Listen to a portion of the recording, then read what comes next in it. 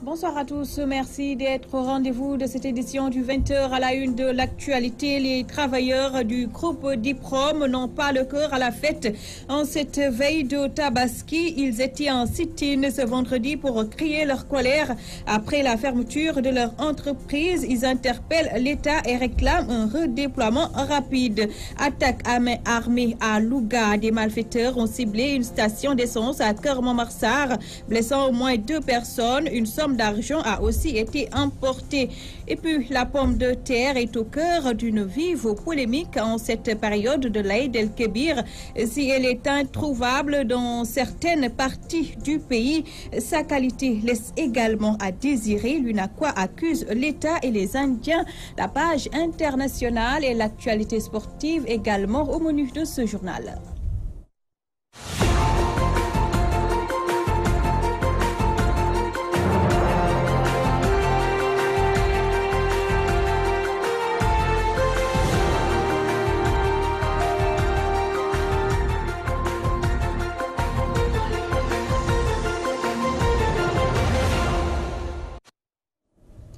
Merci de vous joindre à nous. Sit-in des travailleurs du groupe Diprom. Ils dénoncent la fermeture, selon eux, irrégulière de leur entreprise au profit d'une nouvelle société sans le redéploiement des agents. Leur porte-parole, Ibrahim Sey, explique au micro de Théodore Semedo. On s'est présenté ici devant les locaux de Diprom pour essayer, pour bloquer les travaux que Diprom est en train de mener. Nous, on ne peut pas comprendre. Diprom nous a licenciés abusivement, ni droit ni salaire. Et en ce moment même, il est en train de travailler sur toute structure. Donc aujourd'hui, on est là pour bloquer les travaux. Donc ils sont enfuis. Ils ont enfui parce qu'ils savaient qu'on viendrait. Donc à partir de demain, et chaque jour il viendra, si on est informé qu'ils travaillent, ils viendront. Nous viendrons. Encore une fois, Cheikh Mbacké Seye et sa famille. Donc nous n'accepterons pas que ces nous licencient sans nous payer nos droits et nos salaires. Et maintenant, nous prenons les autorités en témoin et de prendre les responsabilités. À partir d'aujourd'hui qu'on dit, on ne les laisse plus tranquilles. Ils nous payent notre argent. À partir d'aujourd'hui, on le suivra, œil pour œil et dent pour dent. Nous viendrons ici, on va défoncer la porte et aller jusqu'à la maison à l'intérieur, où sa femme est là-bas et ses enfants. Pas tranquille. Parce que c'est très facile que Cheikh est en train de faire n'importe quoi dans ce pays. Regardez ici, il a enlevé les insignes, tout ce qu'il montre Diprom. Parce qu'il a dit que Diprom n'est plus. Et ce n'est pas vrai. Il est en train de travailler avec... Je vous le disais en titre, attaque à main armée à Keur-Momar-Sarr, dans le département de Louga. Une bande de 6 malfaiteurs a pris d'assaut la station d'essence du quartier Ngaïfal. Ils ont blessé le pompiste et le gardien avant de prendre la fuite, emportant une somme de 150 000 francs. On va y revenir avec Omar Kairé. Au Sénégal, période de Tabaski rime avec vente de couteaux, coupe et autres armes blanches. Pourtant, cette vente pose un sérieux problème de sécurité. En cette veille de Tabaski, certaines personnes alertent sur ce danger. Les vendeurs se défendent dans ce reportage de Radia Tigui-Dankeba. La vente des couteaux pose un réel problème d'insécurité. En Tabaski, on rencontre partout à Dakar des ambulants qui vendent ces armes blanches, ce qui parfois met en danger certaines vies. Ici, il n'y a pas de sécurité. Nous gérons notre propre sécurité. Rien qu'hier, des jeunes se battaient ici. Et dès qu'on voit ces bagarres, nous rangeons tous les couteaux pour éviter une tragédie. Mais je pense qu'on interdisait la vente de ces couteaux aux marchands ambulants. Parce que nous avons notre place fixe et nous surveillons bien les couteaux. Certains vendeurs soutiennent qu'ils ne vendent pas ces couteaux à n'importe qui. Il est aussi nécessaire de savoir à qui vendre des couteaux. On ne peut pas vendre des couteaux à des adolescents, par exemple. Ce n'est pas normal. On doit les vendre à ceux qui cherchent de quoi égorger leurs moutons et non pas ceux qui ont d'autres intentions. Cependant, l'accessibilité de ces couteaux laisse certaines personnes perplexes quant à leur sécurité. On est tous en danger. On voit n'importe qui se munir de ces couteaux. Déjà qu'il y a trop de meurtres dans ce pays. Ce n'est pas du tout sûr. On voit même des enfants qui en vendent parfois. On peut comprendre que c'est leur boulot, mais on en voit partout. Et quelqu'un peut poignarder un autre par accident. En cette veille de Tabaski, la vente des couteaux s'intensifie. Destinés pour égorger les moutons, ces couteaux peuvent être des dangers pour les vendeurs et les acheteurs, et ce qui inquiète pas mal de gens. Pendant ce temps, les commerçants membres de l'UNACOIS déplorent la mauvaise qualité de la pomme de terre indienne. Ils ont fait une tournée à Kermassar pour demander à l'État de revoir la campagne de commercialisation de cette denrée très prisée par les Sénégalais en cette période de fête de Tabaski. Leur porte-parole, Modika, est au micro de Théodore Semedo. C'est-à-dire que la situation qu'on voit à quelques jours de la Tabaski, on voit que l'oignon est là, hein. C'est-à-dire que le marché est approvisionné en oignon, quoi. Mais c'est-à-dire que la situation est que c'est la pomme de terre qui manque. La pomme de terre est quasiment inexistante. Donc la pomme de terre qu'on appelle, c'est-à-dire que la pomme de terre indienne, elle est là, mais c'est-à-dire qu'elle n'a pas de bonne qualité. C'est-à-dire que c'est une pomme de terre pourrie, quoi. Même l'oignon, c'est disponible, mais c'est-à-dire que l'oignon, je pense qu'on va vers une hausse de l'oignon. Puisque parfois, quand on amenait l'oignon des sacs d'oignon, ça passe 3 à 4 jours pour les écouler. Mais aujourd'hui, quand tu amènes une tonne, tu vas l'écouler à moins de 24 heures. Donc, ça veut dire que je pense qu'on va arriver à une tendance de l'hausse de l'oignon. Mais concernant la pomme de terre, j'ai entendu dire que la pomme de terre est bloquée au niveau du port. C'est-à-dire que les autorités doivent débloquer cette pomme de terre. Puisque ça veut dire que la pomme de terre qu'ils nous imposent, elle n'a pas de bonne qualité. La pomme de terre qu'ils nous imposent, elle ne peut pas tenir même 2 jours même.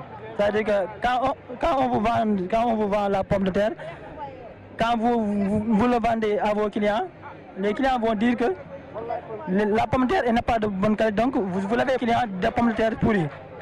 Donc ça va amener des conséquences, quoi. Loolu nga xam ne Indien yi indi nañ ko fi nag buñ ko fi jaayee ëllëg ñun li ñu jaay baaxul bu boobaa Auchan moom di jaay lu baax bu boobaa ci ñoom la ñuy dem léegi nag dañu bëgg di jaay lu baax comme lu gën li Auchan di jaay parce que ñun suñu ay doom la ñuy jaay suñuy jarbaat suñuy jabar suñuy sët ñoom la ñuy jaay.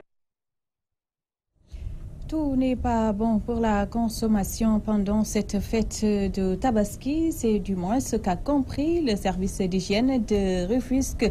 Il a procédé à la saisie de produits impropres à la consommation. Il s'agit principalement de canettes de boissons. Les détails avec Nachib Sagna. On a fait une importante saisie au niveau de Diamniadio. Ça, on l'a trouvé dans un magasin. C'était un grossiste qui était prêt à écouler ce produit. Et généralement, ils le font à la veille de ces fêtes de Tabaski. Et c'est pour cela que depuis 2 semaines, nous avons sillonné les secteurs et les quartiers pour voir ces genres de produits vendus au niveau des boutiques. Mais généralement, nous retrouvons chez le grossiste. Et pour quand même arrêter la chaîne, nous visons directement les grossistes pour freiner la chaîne.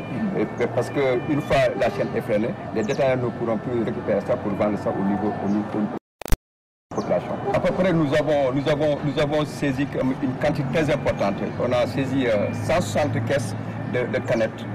Rani. C'est juste qu'on a multiplié quand même les descentes. Nous faisons les quartiers. Comme vous le savez, le département est divisé en 5 secteurs. Et à la veille de cette Tabaski, nous avons quand même redoublé les déplacements pour voir ces genres de produits qui se vendent au niveau du marché. Nous demandons aux populations d'être très, très vigilants, très vigilants pour quand même essayer de voir les produits. Les gens qui ne savent pas lire, ils n'ont qu'à amener ces produits-là pour les montrer à des gens qui savent lire. Appui aux personnes en situation de handicap, la municipalité de Kédougou dégage une somme de 5 millions de francs pour aider cette couche de la société à passer une belle fête de Tabaski. Kédougou, Soli Bouramadabo. Nous sommes au forail des petits ruminants de Dalifort. À quelques jours de la fête de la Tabaski, les clients se font encore désirer. Les clients viennent petit à petit parce que bon, il y a des clients qui partent.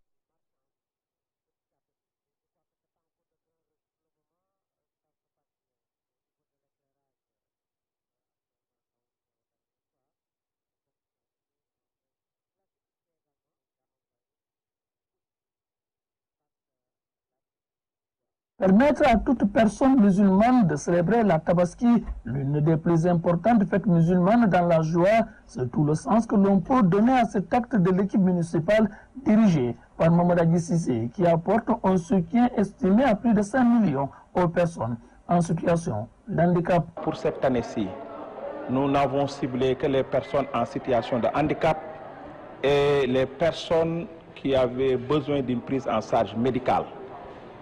Comme vous le savez aussi, le président a décrété une année sociale et c'est pour cela que cette année, nous avons renforcé ce que nous avons l'habitude de faire.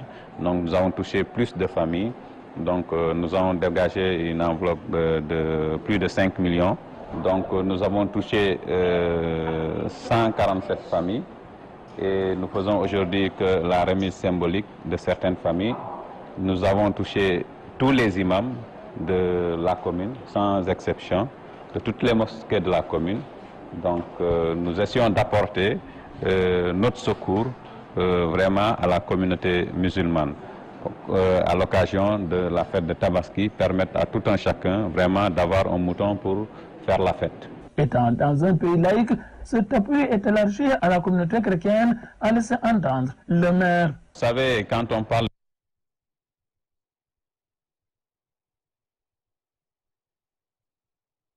de secours pour une collectivité territoriale, il n'y a pas que les musulmans. Nous accompagnons tout le monde. Très enthousiastes, les bénéficiaires ont exprimé leur satisfaction. Nous sommes très contents. Vraiment, nous remercions Monsieur le maire et le président Macky Sall, l'appui qu'ils ont vraiment donné. Au nom donc de toute cette population, que l'on soit musulman, que l'on soit chrétien, que l'on soit protestant, tous ceux qui sont ici présents, je parle en leur nom, sur leur sollicitation bien sûr.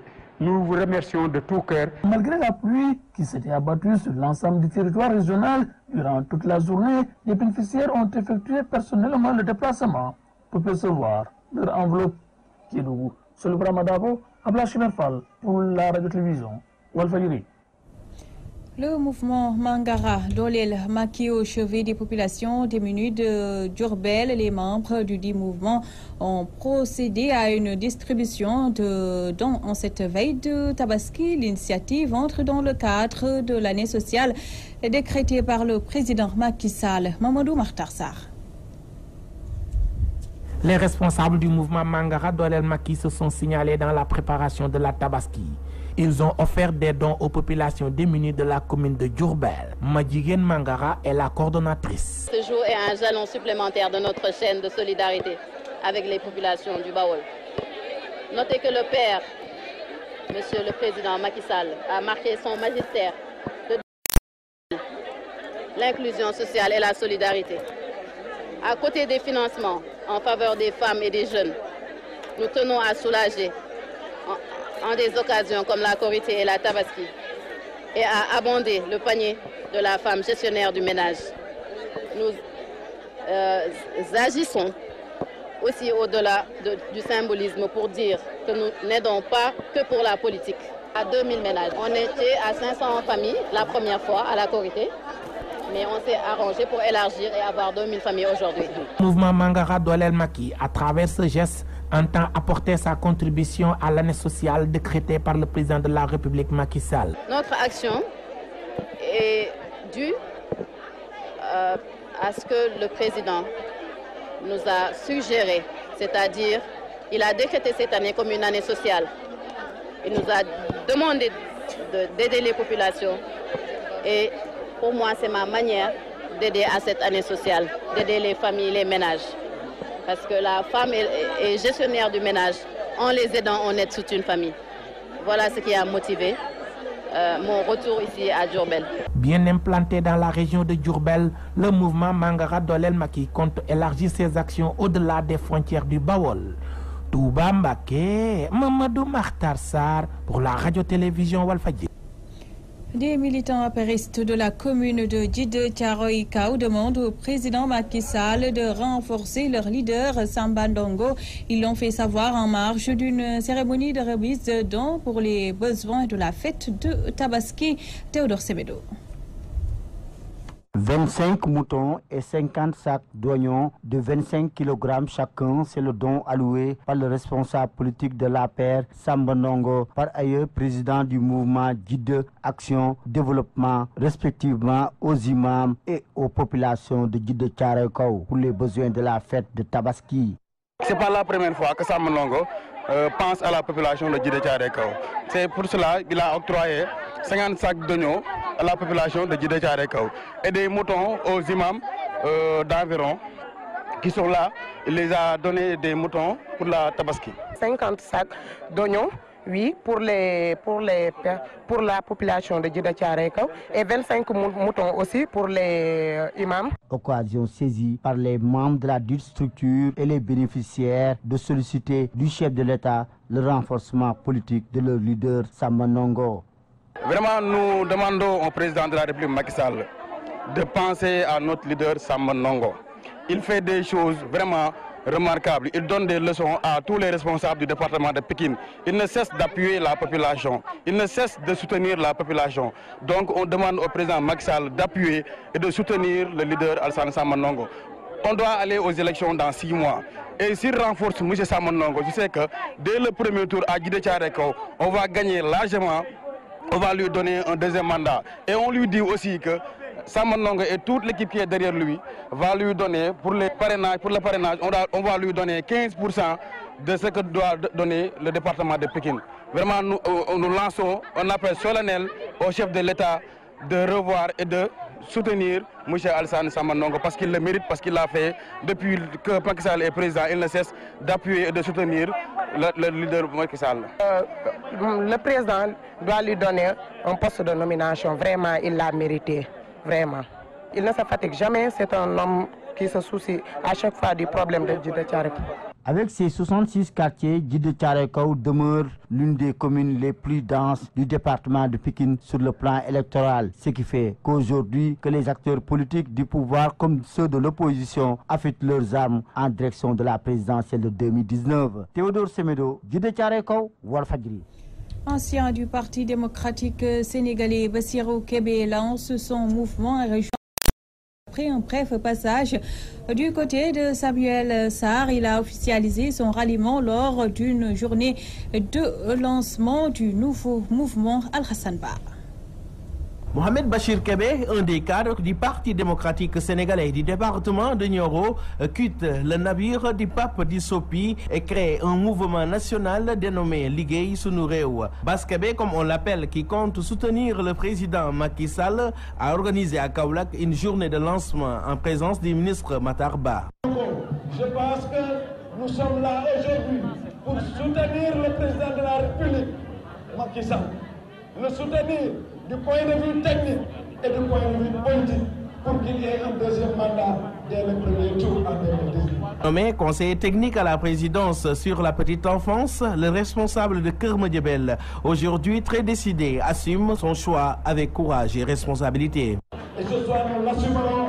Rien que la loi sur la modernisation des Dara qui a été adoptée à Conseil des ministres nous pousse, nous, en tant que militants des droits de l'enfant, à le soutenir pour que les enfants de ce pays soient gérés de façon inclusive. Le ministre des Sports Matar Ba, invité, ainsi que des hauts responsables de l'APR et du Benno Bokk Yakaar de Nioro et du Sénégal, sont satisfaits et très optimistes sur l'apport que leurs nouveaux soutenants peuvent leur amener. Vous avez compris que pour servir votre pays, il faut être respectueux et respecté. Il faut savoir là où mettre les pieds. Il faut être dans une dynamique constructive. Et c'est ça que vous êtes venus faire aux côtés du président Macky Sall. Liguey Sunu Réew, créé par un des plus fidèles du PDS qui soutient le candidat Macky Sall à quelques mois des présidentielles, serait-il un signe qui annoncerait le départ d'autres hauts responsables ou la fin de l'ère du pur libéralisme dans le pays? Kaolack, Al-Hassan Ba, Walfadjri. Menacés d'expulsion de leur appartement, les étudiants ressortissants de Louga interpellent le maire Moustapha Diop. Face à la presse, ils ont demandé à la mairie de respecter l'engagement de payer les logements en question. Pape Mandiaï Lo parle en leur nom. Il est au micro de Omar Kairé. Le président de la République a décrété l'année 2018 année sociale.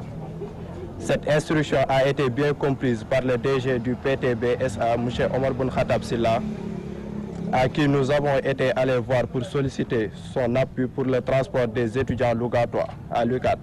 Il a mis à notre disposition 6 bus climatisés qui ont permis à l'ensemble des étudiants intéressés de rallier le Niambour sans encombre. Je précise que c'est la première fois que les étudiants lougatois ont cette faveur au nom de l'État du Sénégal et au nom du DG PTB SA de voyager à bord de bus climatisés gratuitement. Toutefois, les étudiants lougatois ont des arriérés de loyer que le maire Moustapha Diop en vain était engagé à payer et qui aujourd'hui constituent la menace d'expulsion des étudiants du privé qui vont continuer leur cours juste après la fête de Tabaski. En définitive, l'espoir semble à nouveau naître de notre côté avec l'émergence des jeunes hauts cadres qui ont connu des réalités du campus social et pédagogique de l'université. En conclusion, nous demandons les étudiants du département de Louga de faire un seul bloc et de travailler que dans l'intérêt du Sénégal et de nos localités respectives. Parlons culture, l'artiste Mbodia met sur le marché un album de 6 titres produit par le studio Renaissance de Rufisque. La chanteuse promet de conquérir le marché international, notamment grâce à des titres chantés en duo avec de grands noms de la musique. Nous l'écoutons au micro de Nachib Sanya. Je vous présente l'album Ndjoukal, titré dans Sama Love, qui parle de l'amour. Il y a une autre chanson qui se nomme Bogel. Il y a aussi le Ndaw Rabin, une chanson Goumbé. Il y a aussi Ndjoukal Yaye que je rends hommage à ma mère, à toutes les mères du monde. Il y a aussi Seyni Mansour qui est notre wasila. Quand je dis Ndjoukal, je rends hommage à toutes les mères, comme je viens de le dire, parce que j'ai chanté à ma mère, à tous les mères. Je suis de Rufisque et de Sandiara, je suis l'enfant de Djegem.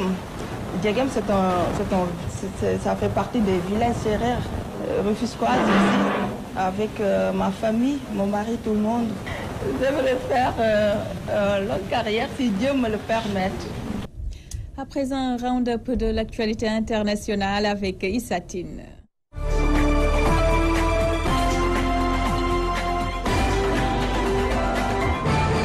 Présidentiel au Mali, Soumaïla Cissé, ancien ministre des Finances âgé de 68 ans, n'a pas encore reconnu sa défaite. Le candidat de l'opposition a déclaré officiellement battu à l'élection présidentielle, rejette les résultats définitifs proclamés ce lundi par la haute juridiction du pays, a déclaré son directeur de campagne Tchabile Dramé. Je le cite, la Cour constitutionnelle a rendu un arrêt confirmant la fraude et la manipulation des résultats, déclare Tchabile Dramé. Il poursuit toujours, la Cour avait l'occasion de rendre un arrêt se fondant sur la vérité des urnes. Elle a préféré rendre service au régime. Elle s'est inféodée au pouvoir en validant le bourrage d'urnes, source d'instabilité, a lancé le directeur de campagne de Soumaïla Cissé.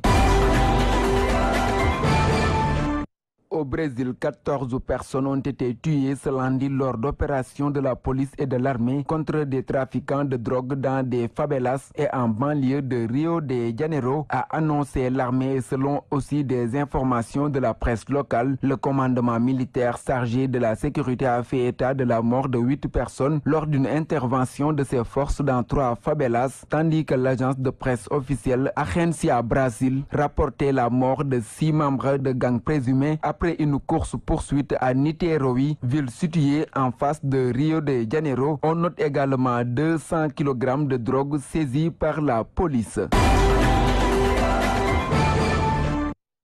La Turquie conteste devant l'OMC les taxes américaines sur l'acier et l'aluminium, selon un communiqué distribué ce lundi aux membres de l'Organisation mondiale du commerce. La Turquie a déposé une plainte devant l'OMC pour contester les droits de douane sur l'acier et l'aluminium imposés par les États-Unis. Frappée par une crise monétaire, la Turquie a demandé formellement l'ouverture de consultations avec les États-Unis à propos de droits de douane de 25% sur l'acier et de 10% sur l'aluminium. Cela constitue la première étape du règlement des différends et on signale également que son ambassade aux États-Unis a été attaquée par des hommes armés non encore identifiés.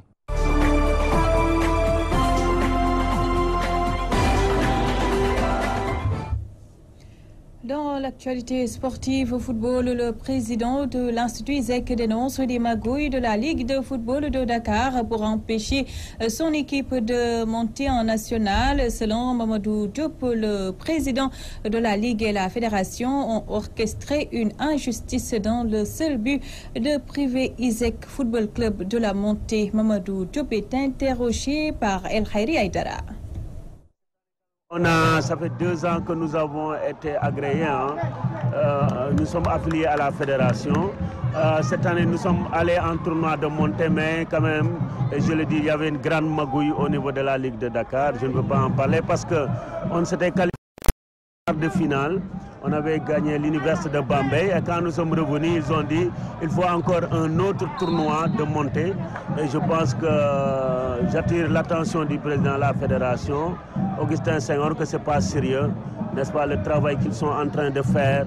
Il n'y a pas de transparence, surtout le président de la Ligue aussi, Malik Cham, non, le président de la Ligue de Dakar, il y avait une grande magouille. J'ai voulu les attaquer, mais après je dis que je laisse passer. Mais je vais écrire personnellement au président Augustin Senghor, au président de la Ligue, pour leur dire que si on veut développer le football dans notre pays, il faut que ça soit vraiment clair et transparent. On ne peut pas dire que ISEG Sport s'est qualifié en quart de finale. On a même joué dans les régions et revenir jouer des matchs d'appui de barrage parce qu'ils ont voulu faire passer Oslo et d'autres équipes sur nous. Et je pense que ça aussi, ce n'est pas sérieux. Aujourd'hui, c'est ça qui nous a freinés, c'est-à-dire c'est une magouille manifeste de la Ligue de Dakar, appuyée par la fédération, qui a fait que nous ne sommes pas accédés en National 2. Voilà qui met un terme à ce rendez-vous d'information. Merci à vous de l'avoir suivi. Très bonne soirée à tous.